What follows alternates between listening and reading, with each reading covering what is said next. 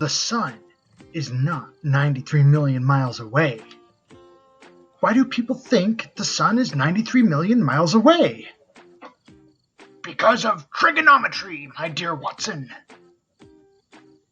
From two different places on Earth, we take measurements of the angles at which we see Venus when it crosses in front of the sun. We then take the distance between the two places on Earth and the angles we measured to form a triangle between the Earth and Venus. And then, on those lines, we form another triangle between Venus and the Sun. Now, using our trigonometrical skills, we can determine the distance to the Sun. The math is perfect. You can't argue with that. So how are they wrong? Well, the math is only as accurate as the measurements that were taken. The question is whether or not sunlight travels through a medium of constant density from its origin to its point of observation. You see, when light travels through matter that varies in density, it bends. And those trigonometrical triangles only work when light travels in straight lines, or when we know exactly how much it bends.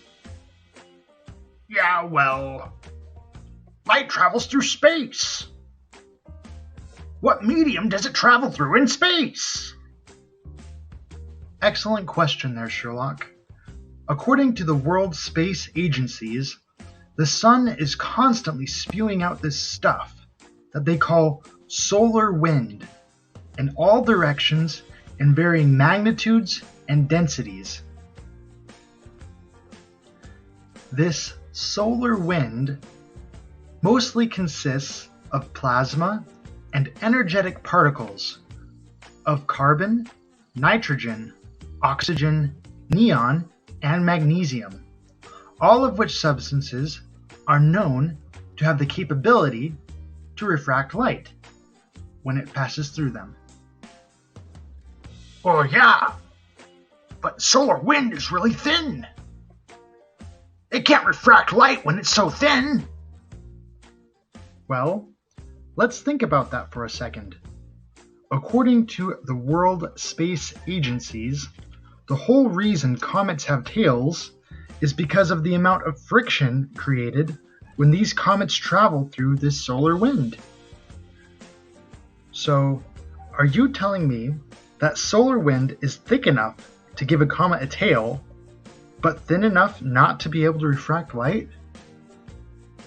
Well, I never thought about that before. I don't know what to say. Yeah, I think it's kind of funny. Though most astronomers thoroughly believe in solar wind, you won't read anywhere that they take any account for it when it comes to calculating the distance to the Sun, or to Venus, or many other places out in space as we know it. In summary, the statement that the Sun is on average about 93 million miles away is founded upon calculations, which are founded upon the idea that sunlight travels in straight lines through space. You take out the foundation, the rest will fall. Now, one last thing that I would like you to keep in mind is even if solar wind were incredibly thin, the more distance you look through something incredibly thin, the thicker it will appear. And that can and does affect the way we perceive the light that travels through it. That would most definitely be the case over a distance of 93 million miles. Thank you for watching. If you can prove I am wrong about anything I've said here, please feel free to post it in the comments. I am very much open to any kind of challenges.